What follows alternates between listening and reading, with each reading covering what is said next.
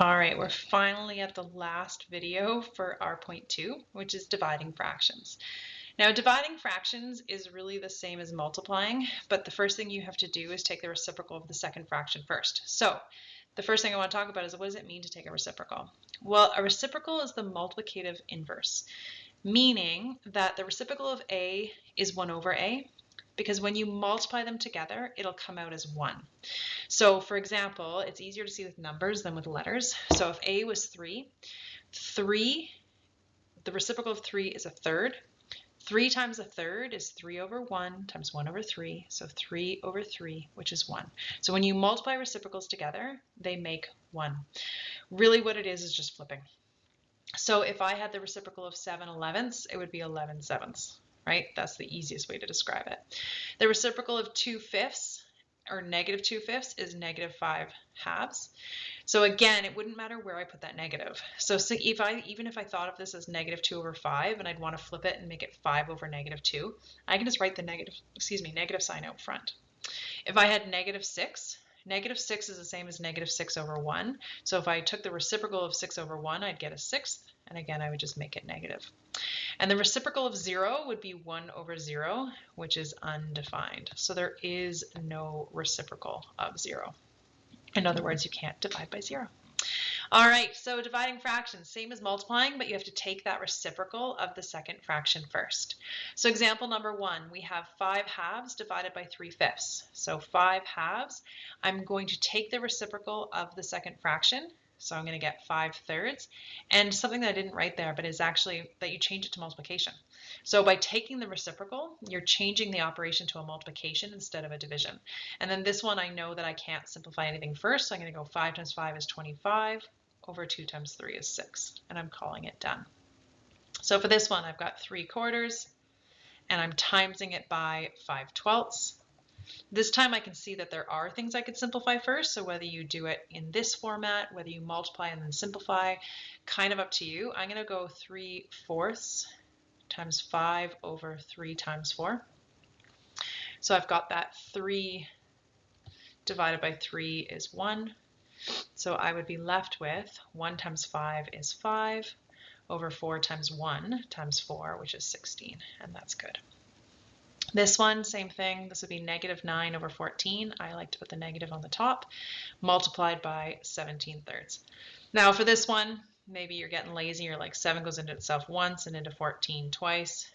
Cool, right? Same as if you wrote this as 17 times 2 and 7 times 2 and crossed out the 7s. But the moral of the story is I get negative 9 times 1 is negative 9 over 2 times 3 is 6. Oh, I could have gone further. Oh, look, see? Negative 9 and 3. It doesn't matter. I mean, if I don't fully simplify everything first, you can keep going. So 9 is 3 times negative 3. 6 is 3 times 2. That would give me negative 3/2. So sometimes you don't fully simplify in the beginning, and it just means you have to simplify in the end. And that's totally cool. All right, now on to ones that are written a little bit trickier in your textbook. So in the textbook, instead of writing a fraction divided by a fraction, because as I've already explained, textbooks and math people don't like writing this division symbol. It's just too much work, right? A divided by B, you know, they go A over B, but it means division. And so same thing here. This is A divided by B divided by C divided by D, or some people would read it A over B divided by C over D.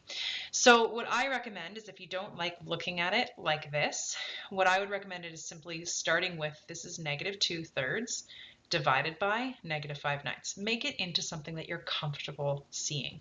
Some people do some weird sandwich thing where like they multiply the bread and then they multiply the meat, and the bread becomes the numerator and the meat becomes the denominator. Awesome. I mean, if you're into that time saving thing, that is great. But if you have no idea what I'm talking about, you can look it up on the internet, or you can simply go, hey, this is negative 2/3 divided by negative 5/9. And then we can treat it like normal questions. So negative 2/3, change it to multiplication. This is 9 over 5. So I took the reciprocal. Now where should I put the negative? I recommend keep it in the top, right? Because then it's going to make my answer work nicer. rather than having signs in the numerator and the denominator. It just kind of gives you this clear answer.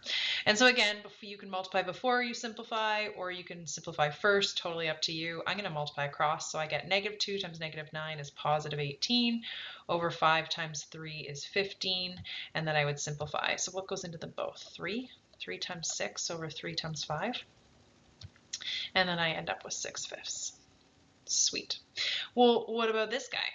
Well, this is a fraction on the top, so this is 3/4 getting divided by 5. 5 over 1. So then I can change this to a multiplication question. So I can go 3/4 times, I can flip and multiply. Now I'm going to multiply across. 3 times 1 is 3, over 4 times 5 is 20. And I double check that my answer is in simplified form, and I'm good to go. Happy division practicing.